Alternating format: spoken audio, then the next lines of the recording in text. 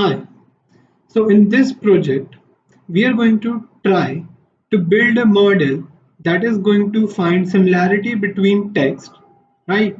And then we are going to mount that model that we have built onto a web application that later on we are going to deploy.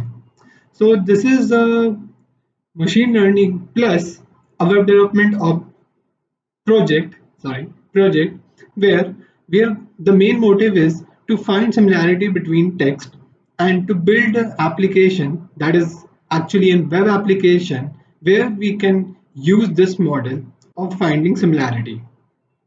So let's first understand what we are going to do. So what we are doing, or on what it is that we are actually working on. Text similarity aims to identify how similar documents are on a word level.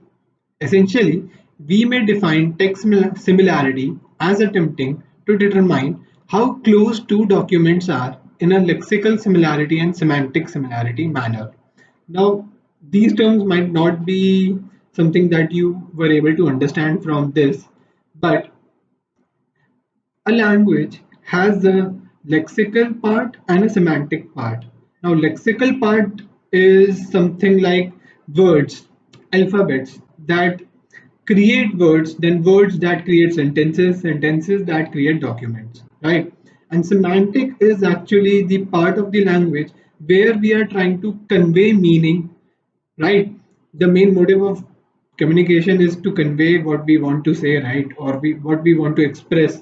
So that is handle, or I would say, comes under the semantic part.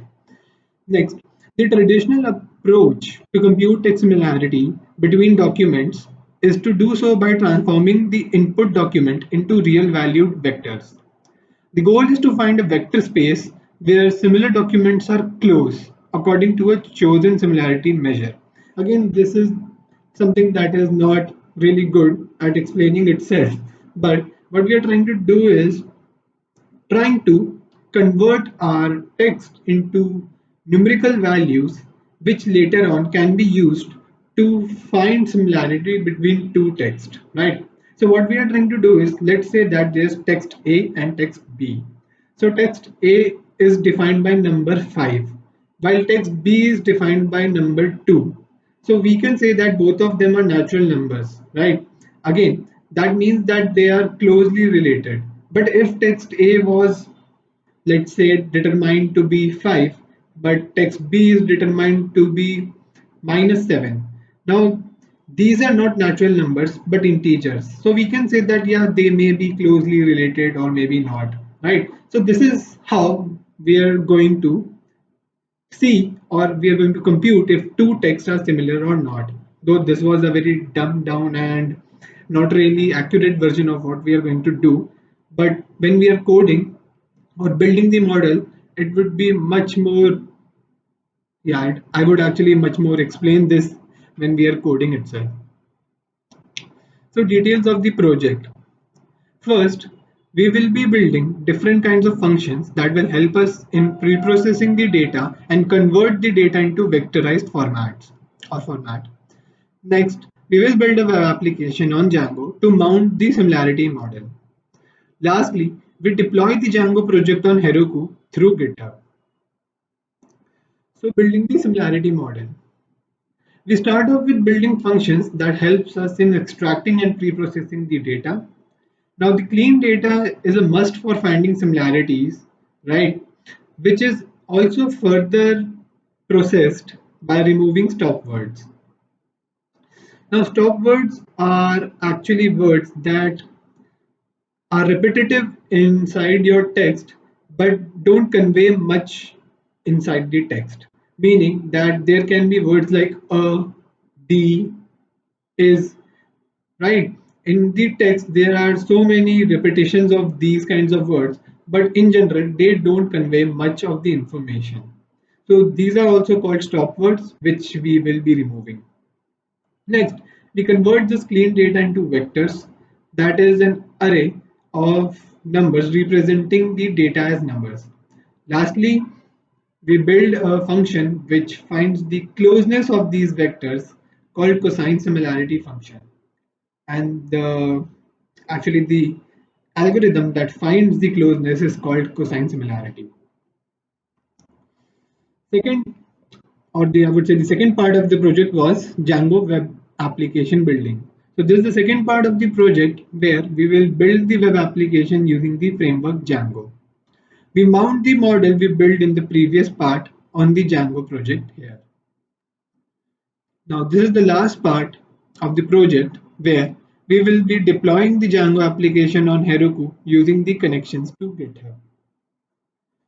So now we can just move on to the first part, that was building the similarity model. So this is the first part of our project where we are going to build the similarity model, right? So as you can see, the first code block here is to mount the drive folder onto this collab notebook, meaning now we can access the files stored in our drive folders from this collab notebook itself. And as you can also see, we are mounting the content and then the drive folder or drive directory inside the content directory from our Google Drive directories, right? As you can see, I'm importing some libraries, and though these are most of the libraries that we are going to use, I think some of the libraries are not listed here, but I can see that they might be down the lane, right? Like pandas and so. Yeah. So first of all, the NLTK library. Now, what is this library? This library is actually an amalgamation for the NLP, that is natural language processing library, in the sense that it stores data, or I would say text data, on which you can work upon.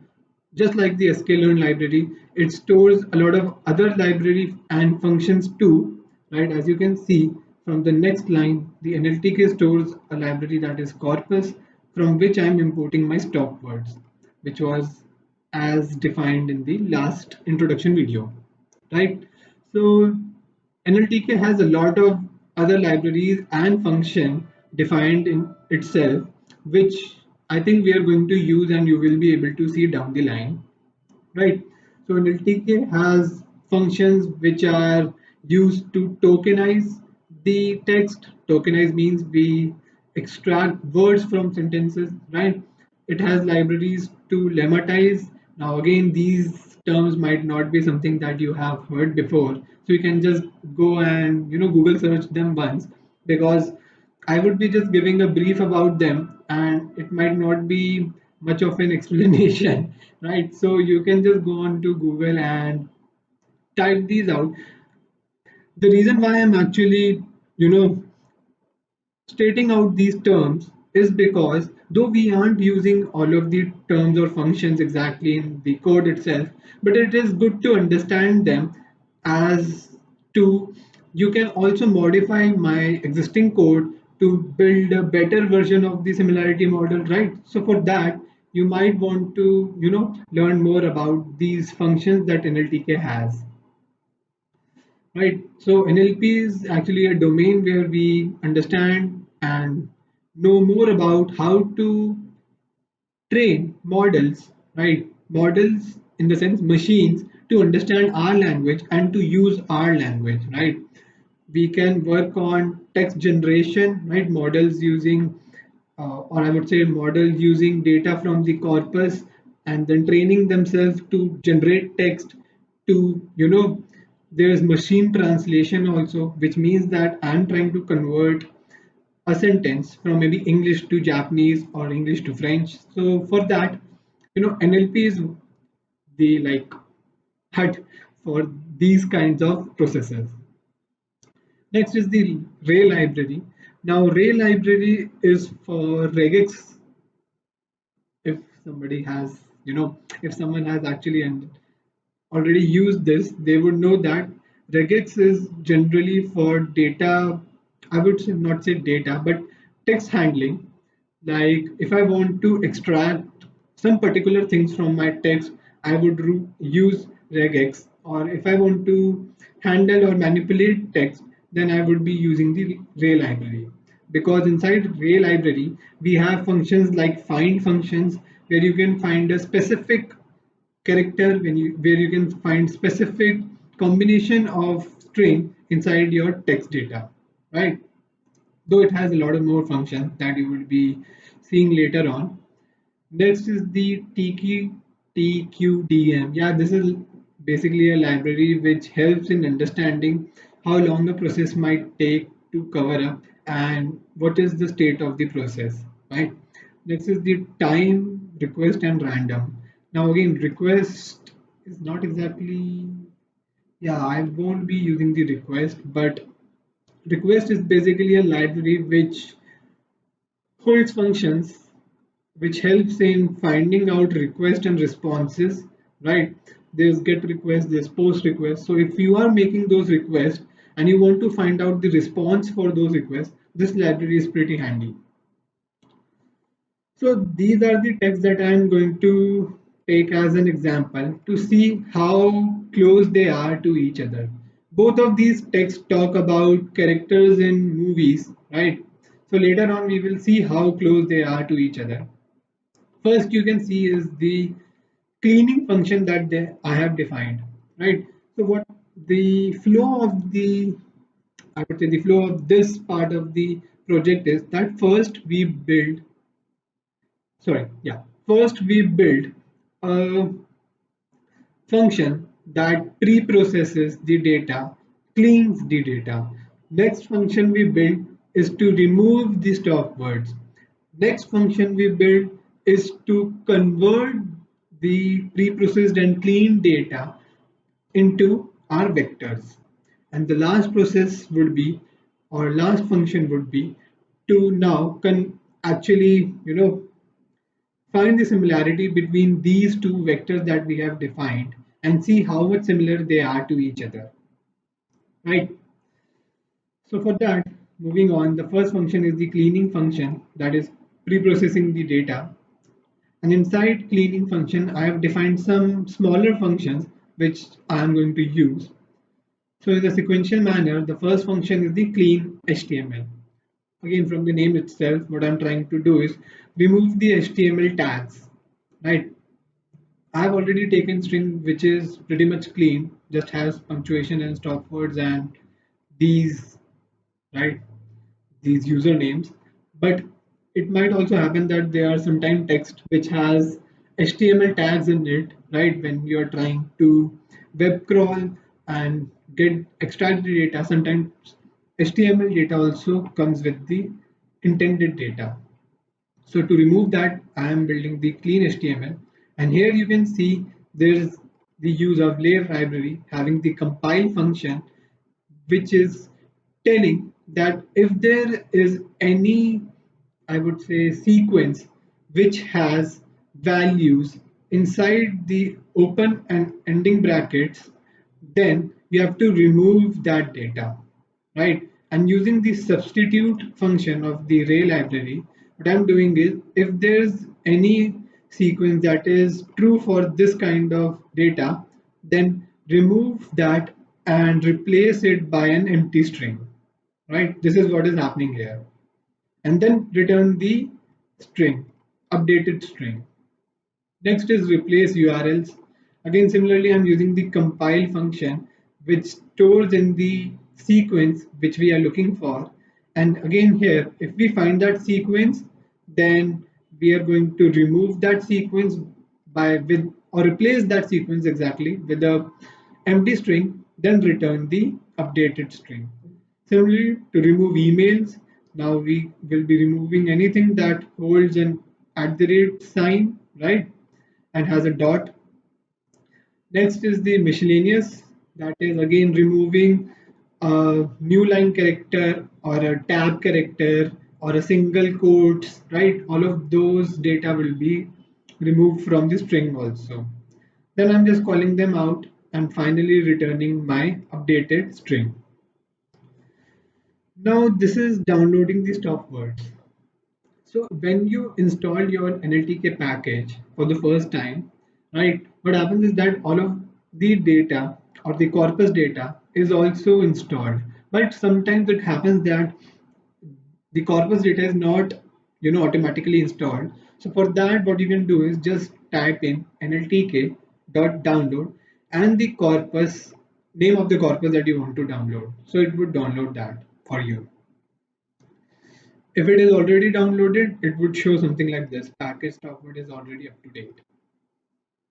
Next again is the stop words. So what I'm doing is, now as you know, we don't have just one language in the world.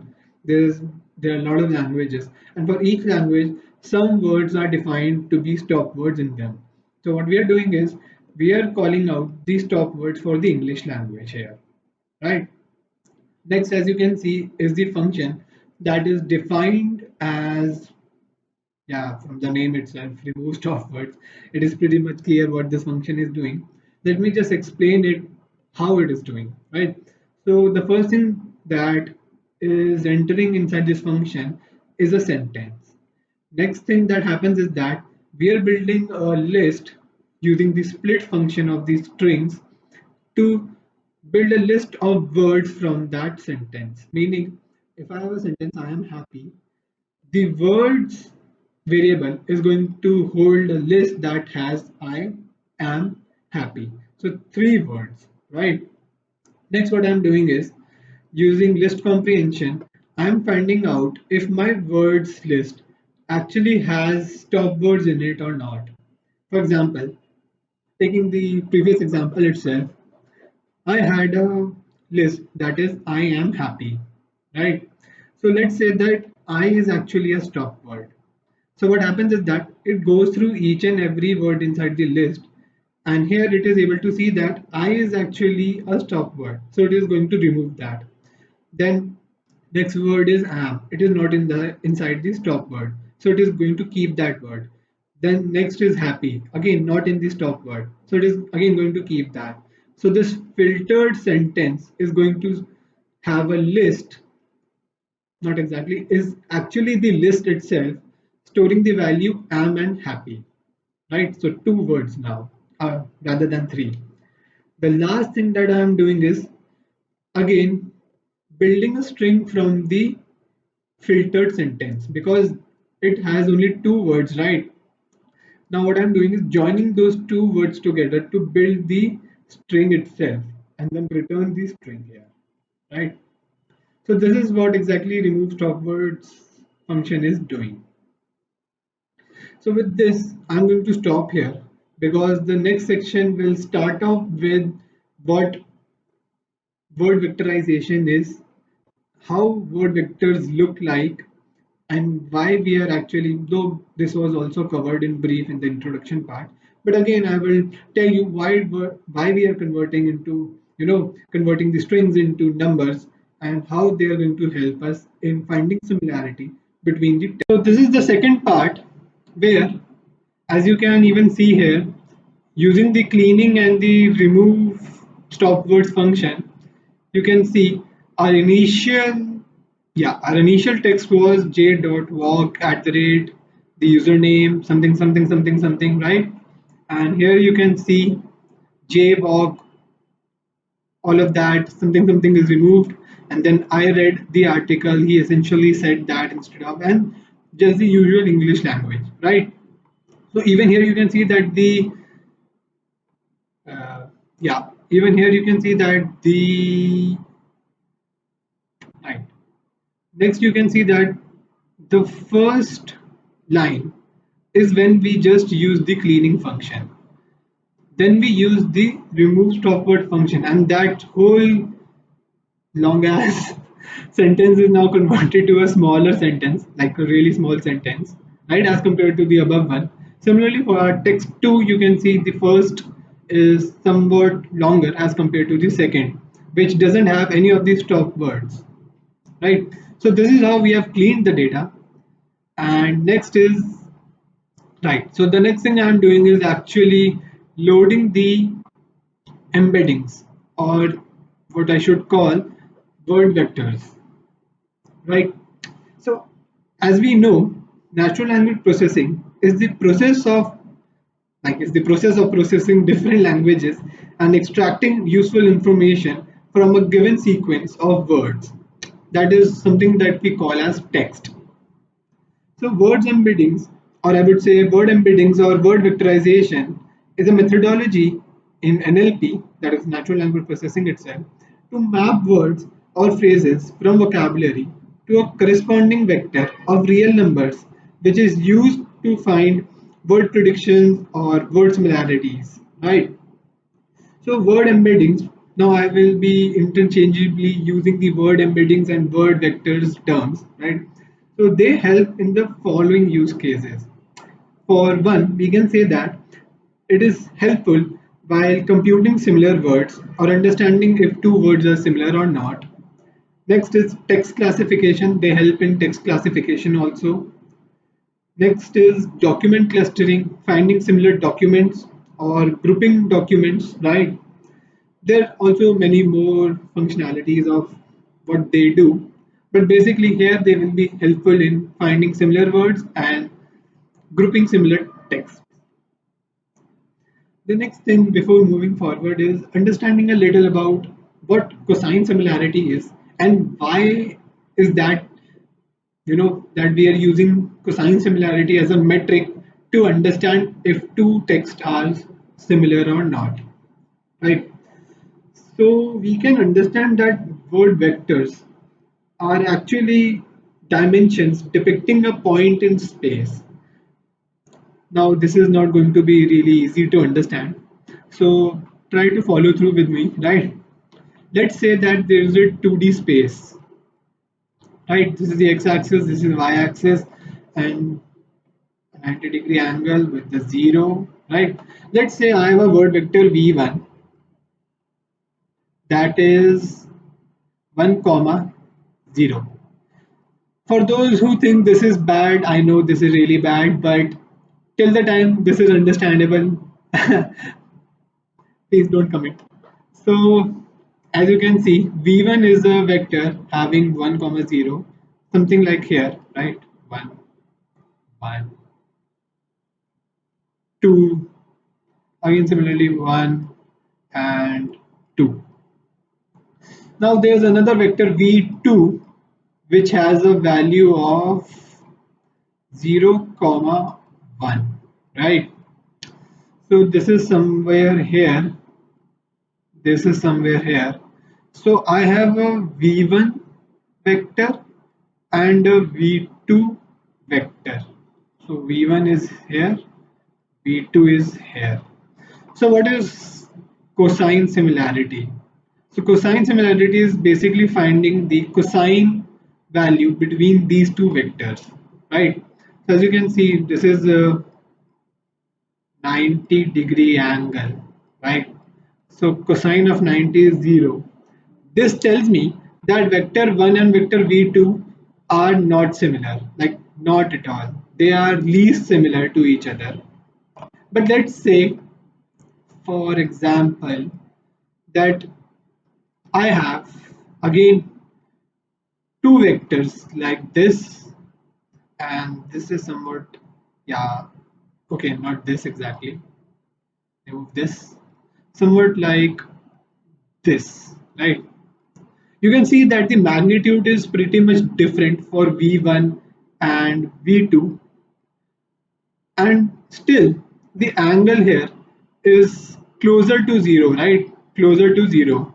This means that V1 and V2 vectors are actually pretty close to each other, meaning that V1 and V2, which are actually defining text 1 and text 2, are very close to each other. This means that text 1 and text 2 are very close or similar to each other, right? So this is why cosine similarity is a very good metric, because text 1 can have 200 words, right? And text 2 can have only 25 words, which again can be seen that the magnitude is pretty long and big, the magnitude is small. But what both of these tell us is that text 1, text 2 are similar through creating vectors and finding the cosine value between these vectors. So this is why similarity or cosine similarity is pretty important, and again a very good metric in finding out if two texts are similar or not, right? Again, moving back to our code, so the first thing that I'm doing is actually loading my word embeddings or word vectors. And as you can see, it is stored inside the word embed variable. And word embed variable is not a dictionary, but actually, I would say actually a object of the, yeah, it is actually an object of the Glove library, right? Now you can again, if you want to search what Glove library is, what word vectorization is, how we can use certain libraries for word vectorization. But simply to understand, you can type in any word inside the quotes and it will give you an array object. That is the actual word vector for that word itself, right? So for the word the array or the word vector is this. So this is of 50 dimension, right? So you can in a way say that while we were actually dealing with two dimensions in our example, this is the 50 dimension. You can't imagine that, but for understanding, you can say that yeah, there's 50 dimension space here, and this array is actually telling you a point in that 50 dimension that where this point exists, right? So that we can make a vector from our 0 point to that point in this space to build the vector. This is what this means. Again, this might not have cleared out or might have made even more doubts in your mind, right? So you can again search what word embeddings are, right? Not exactly word embeddings, but search how exactly word embeddings work, right? Because these are not easy to grasp. And if you have a mathematical background, you might have easily understood this. But if you don't have a mathematical background, this is going to be a bit confusing. So, in brief, or trying to simplify this, we are building two vectors which depict, I would say, yeah, we are building two vectors which depict two text, and we are finding the angle between these two vectors. If the angle is close, or is the if the angle is very small, this means that the text is similar. If the angle is big, it means that the text is not similar. But as you can see, the embeddings, sorry, the embeddings or the vector is for the word, not the text. So how are we building the embeddings for the whole text? Now you can see what I have done is I have created a empty, not exactly empty. I have built a array object that's of the dimension 50 and stores 0. And what I'm doing is first I'm yeah. So in brief, what I'm doing is that I'm adding the word embedding values to my empty embeddings.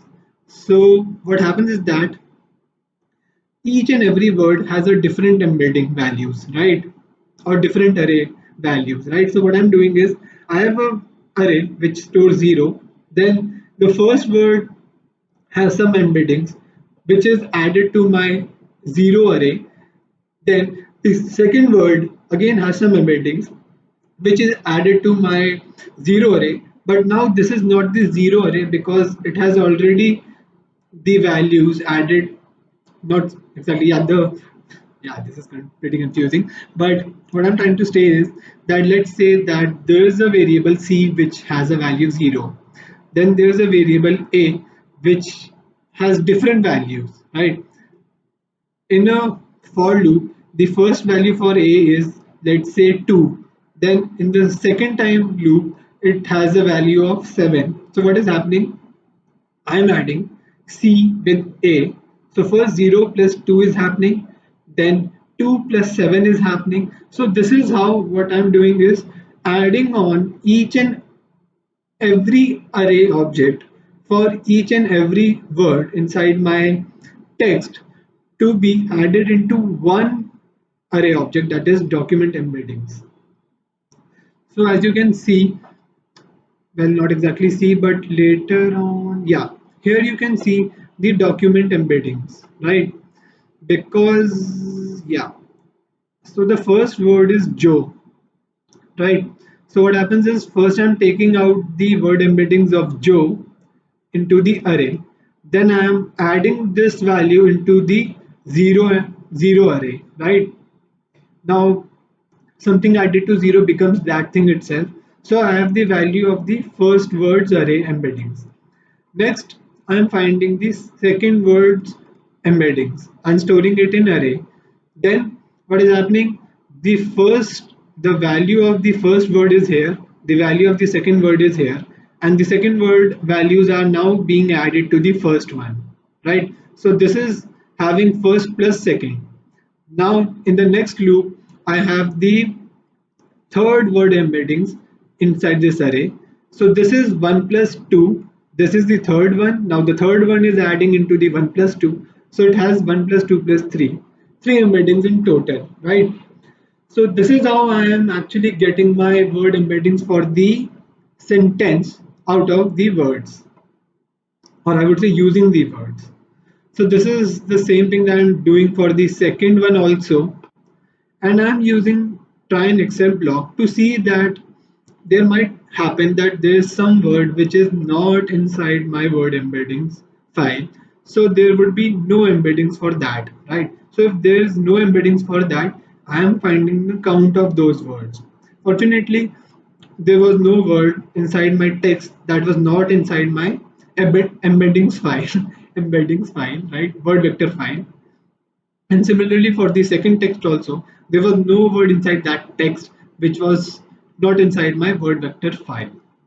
So once I've created my document embeddings or the text embeddings, as you can even see here, what I'm doing is, what I'm doing is building my cosine similarity function. So as you know, or maybe you don't, the way to find angles between two vectors is to find the dot product of that, right? Then to find the dot product, what we are doing is first finding the dot product, then dividing it with the magnitude of each of the vectors, right? This is how we find this. This is how we find the angle between two vectors. So this is exactly what we are doing. We have A and B, two vectors, taking the dot product, then finding the magnitude of each A and B, then dividing that with my dot product and returning the cost value. So here you can see that there's document embeddings 2, text 1, text 2, finding the similarity is 0.81, which is good because as we know, both of these sentences were actually talking about movies and actors, right? So we can say that yeah, these sentences are pretty similar to each other. And another thing that I want to show you is that look at here. What I'm doing is using the function concatenate inside my, this is inside the NumPy library, which is used to concatenate two arrays, and these two arrays are concatenated column wise, meaning we had first our document embeddings of dimension 50, but now we have word embeddings of dimension 100, right? We have word embeddings of dimension 100. So this is what happens. So in concatenate, the first array having 50 dimension is joined with the second array having 50 dimensions. So now the dimension has come to 100. And similarly, I have done this for the second one also. So now I have a text representation in numbers having 100 dimensions, right? But again, if I use the cosine similarity for them, I get the same exact result, right?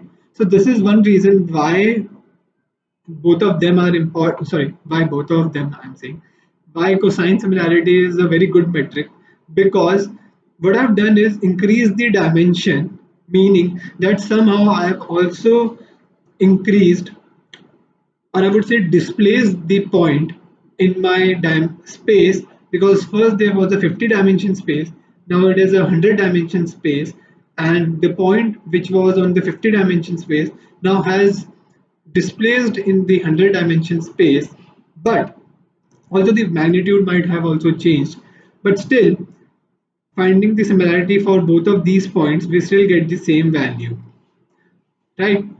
So with this, we have completed the first part, that was building our similarity model, and we will move to the second part, that was building the Django application, right? The web application. The second part of the project where we are going to build a web application using the framework Django. But before moving on to the code, let's first understand what Django really is.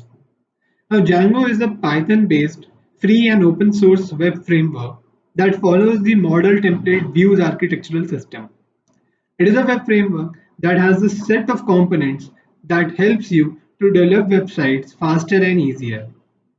Now, you might not have understood what model views template architectural system means, but basically, a web application in terms of Django has three parts. First part, that is the front end, which includes your CSS files, JavaScript, HTML files, right?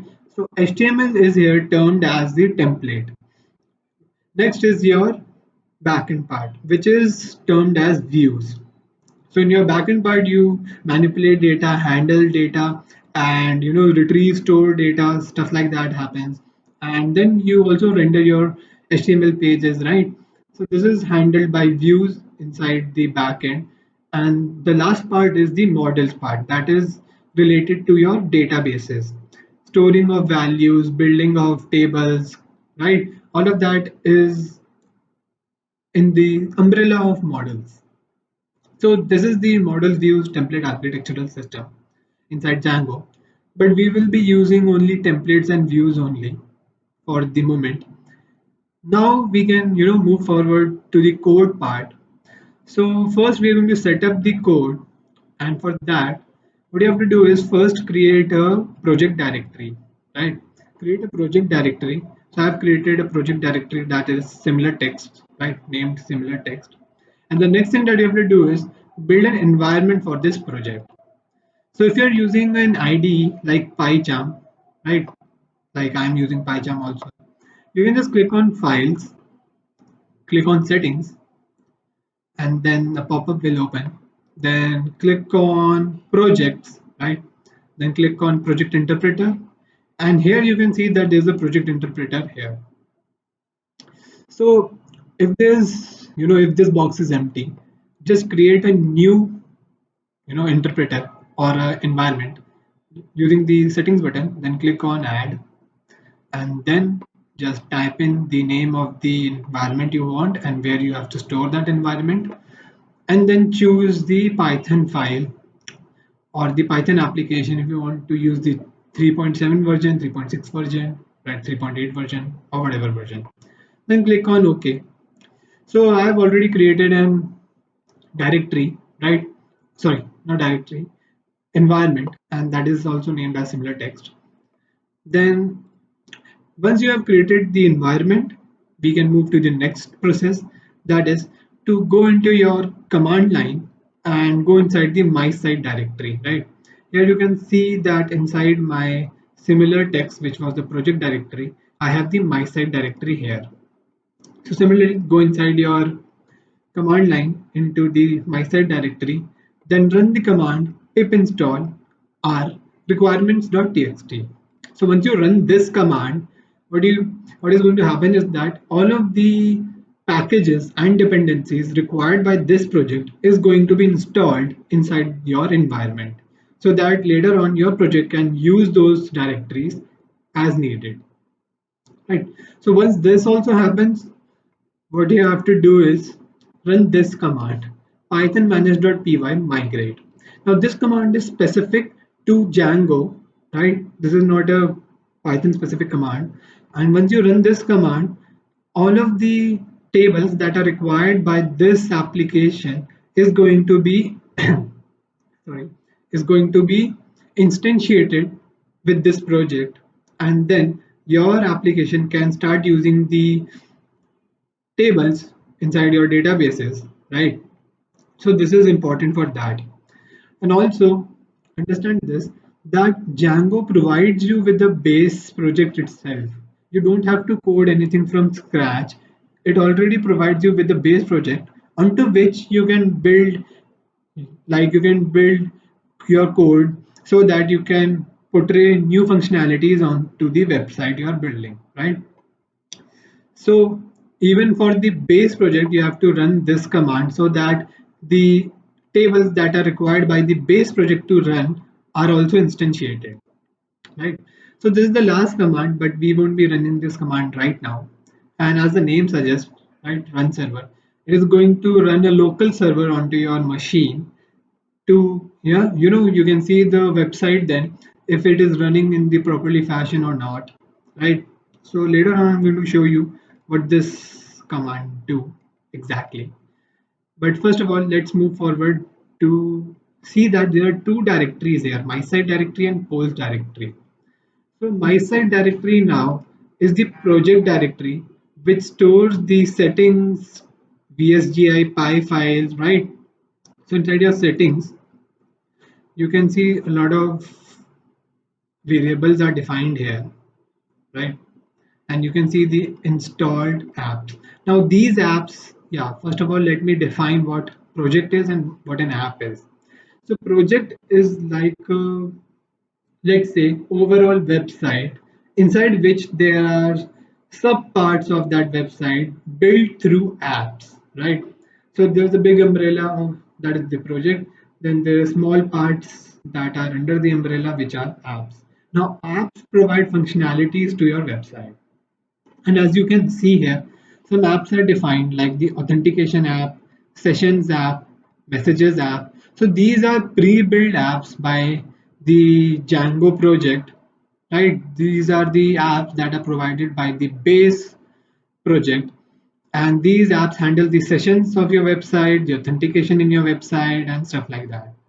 So this was an app that was created by me, which provides a functionality or is created to provide a functionality onto my website as I want, right? So these are the apps, and you can see some of are already pre-built. Here you can see the middlewares, security middleware handling the security for the website, sessions middleware, CSRF middlewares handling the CSRF tokens in the forms of your website if there's some forms in your website.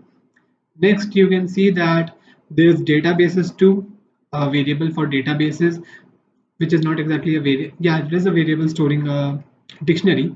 And you can, from here, you can actually connect your database application to your web application so that you can have the functionality of retrieving and storing your data, right? So you can use applications like Postgres, you can use applications like MySQL and some other database applications also. The last part would be, yeah, the static files. So Django actually takes a little more care of static files in the sense that it stores your static files in one directory itself so that your server understands that, yeah, this is the directory where all the static files is present and I have to access those static files from this directory only. So for that you have to set up your static URL and static root. Static URL tells you the path where the static files are present, and static root defines the directory itself where the static files will be stored. Now for static files, they are the CSS, JavaScript and images that you might be using on your front end. So this is the settings file where maybe changing or adding on stuff will change the way your code or the project itself is working, right? So this is a very important file, and if there's something that you didn't understand, you can directly go on to the Django docs. They are pretty easy and straightforward. So if I was not able to properly, explain things, you can go to the docs ones and see if they are good enough, right? If they are clearing your doubts or not. So the next thing is the apps, right? So the polls app that I created for the extra functionality that I needed onto my website. The first thing that we are going to do is go inside the templates. And here, as you can see, the template is storing the HTML file. And you can see the CSS part, and right, the CSS part, there's a big ass CSS part. Then scrolling down, you can see that there's also a form that I've created, right? A form that I have created, which is going to take values from the user, and then I have a submit button, which is then going to transfer those values from the front end to the back end. So what happens? This form is showcased to the user. The user inputs the data, and once the user inputs the data, he or she clicks on the submit button, and then the data is then given to the backend. That is our views, right? The views is inside the polls only, right? The polls is the application, so we have the views or the backend inside the polls. Then in the views, here you can see that I'm storing my data inside two variables, right? Text1, text2. So what we do is inside our views, we create functions that are going to help us in rendering our HTML pages, in data manipulation, data handling, and finally printing out the result. So how all of that is happening? First, see that I have defined a function that is index func, right? So this function, first of all, is taking the values that was inputted by the user onto the front end, in the front end, right? So I have text1, text2 with me.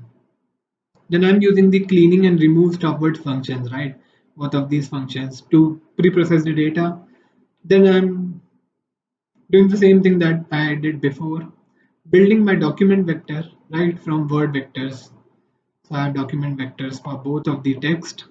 And lastly, using my cosine similarity function to find the similarity. So as you can see in this function here, it is first taking the data from the front end. It is manipulating the data as we want. Then it is finding out the result, right? It is finding out the result. And finally, I'm sending the result back to the front end using the context parameter. Right, this is called the context, right? This is a dictionary having my similarity or the result of my manipulation here, and then it is sent through the render function. So you can see this function has a return, and the return is also having a render value, render function in it, which is again sending a request first. Then the request is sent, and it understands that it has to render the index HTML page, and then it sends the result too. So what is exactly happening here is that I have created I have created a function. It is rendering an HTML page. That page is showcased to the user. The user inputs the data. Data comes to the backend. From backend, the pre-processing and document vector creation is happening. Finally, we get our results using the cosine similarity function, and then it is stored inside this variable. Finally, this variable is sent back to the front end, or the value of the result is sent back to the front end, right? Now you can see that I've already called the cosine similarity functions, the remove stopword function, cleaning functions. So what I did was just create a utils.py, which is holding all of these functions which we needed, right? And then what I'm doing is just importing them here and using them directly. So as you can see, this is how the views work, or the backend inside, or the backend implementation is done in the Django project. One thing that you might have noticed is that though we have created the function, we have never called the function. So how is the page exactly rendering, right? So for this, let's move to the URLs. So urls.py is the page, or is the code where we have mapped when this function is to be called, right? You can see there's a path function here, and it has a parameter index func. So what we have done is that we have created, or we have mapped this function with a URL, right? So once a user goes onto the URL, my project understands that yeah, the user is trying to access this URL or this page, so I have to call the index function. Once the function is called, the function understands through its render function that yeah, I have to render the index.html page. And that is how once the user goes to the path or the URL, that index.html page is loaded, right? So this is how the function is actually called. And from then on, you understand, right? How the front end is loaded, data goes into the front end to the back end, result comes back from the back end to the front end. So with this, we have at least understood how the code is running, how the Django project is working, right? So the last thing I would do is run the final command, that is python manage.py run server, right? So this is going to start a local server onto your machine, and it would output a local host URL also, onto which once you access, this index.func function is going to run. And here you can see the page is again loaded here, and you can just type in the values here and just click on submit. And here you can see the similarity value has changed. Yeah, the value has somehow changed, but the value is right here, right? So we got our value here, which was our result. So with this, we have completed the second part of the project, that was building the web application onto the Django framework or using the Django framework. So with this, we have completed this part and we'll move to the second part, that is deploying this project or this web application onto Heroku. Third part of the project where we will be deploying our web application on Heroku. But before we start off with Heroku, we have some files which are like commands for Heroku to understand, right? So let's start off with runtime.txt, nltk.txt, and proc file. So runtime.txt is basically just telling Heroku which language or base is to be used by the server. And here you can see I have specified I'm using Python and 3.7.10 version of the Python, the Python language. Next is the proc file. So proc file is the mechanism for declaring what commands are to be run by your application in Heroku platform, and the help and with the help of which file, right? You can see that the mysite.wsgi file is what the server will take into reference while trying to run those commands. The commands that I'm actually talking about is what I specified in the last part, like the run server command and the migrate command.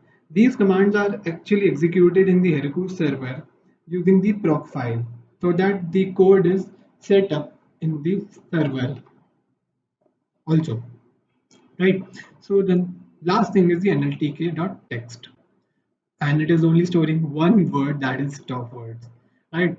So what is actually the need for this text file, right?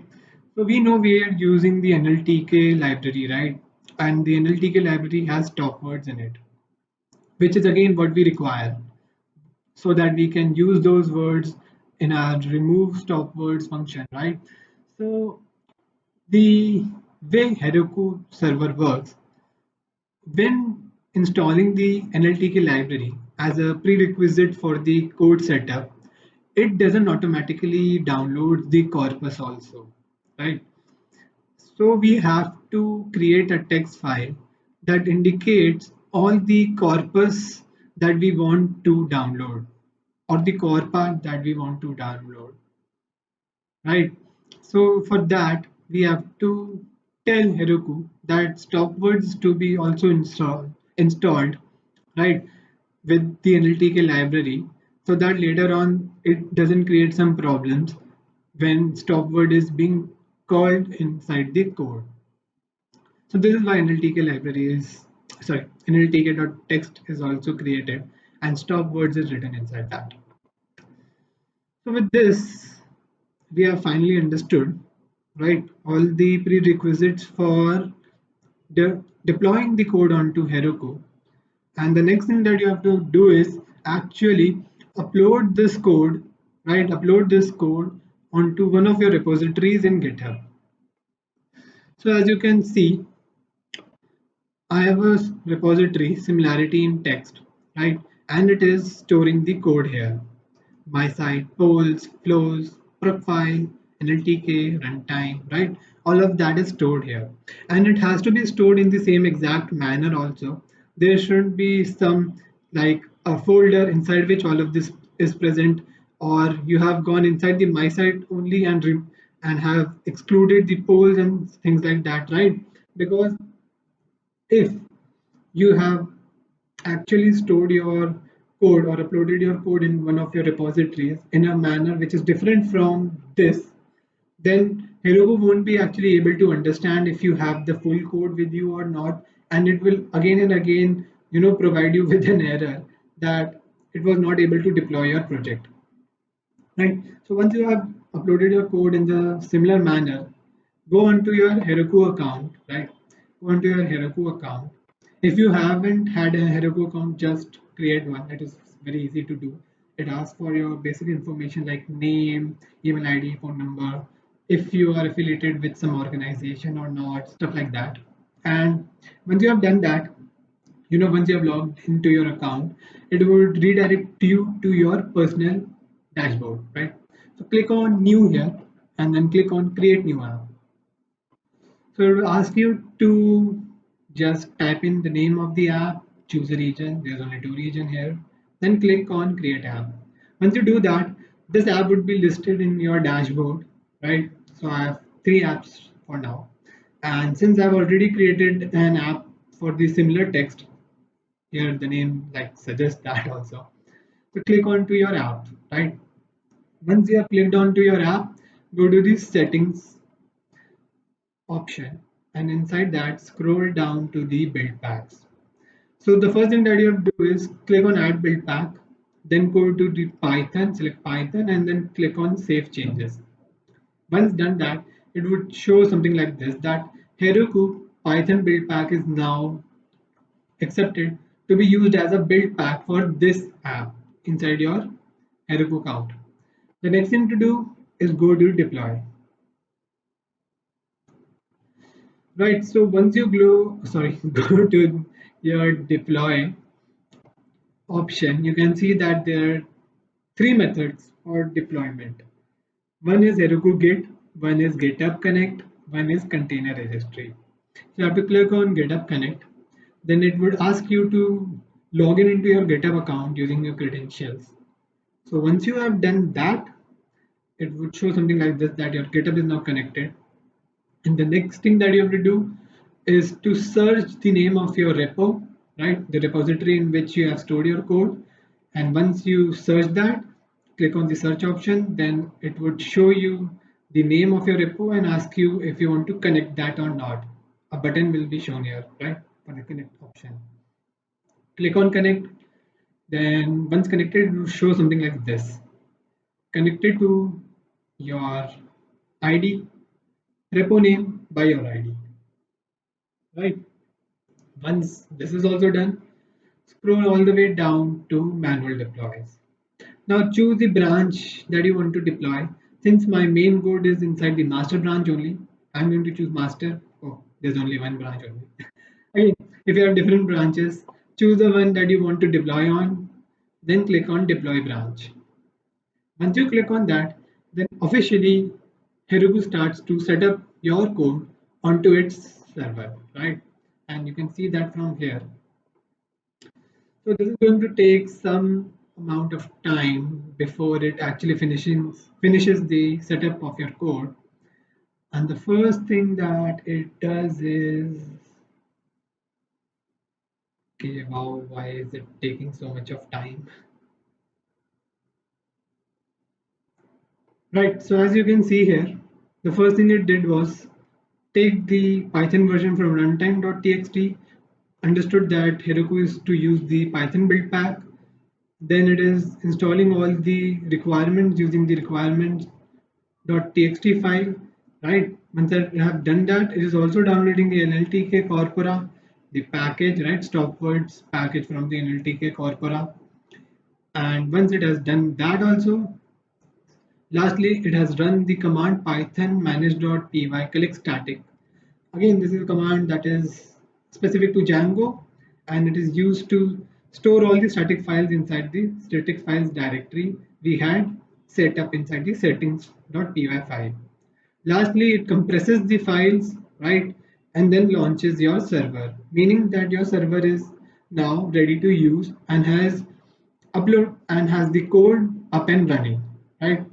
So this is going to take some time, and once it has done all of its processes, right, the automated processes, it would tell you that deploy to Heroku is done, and you can click on view to go to your website and see the website is now loaded.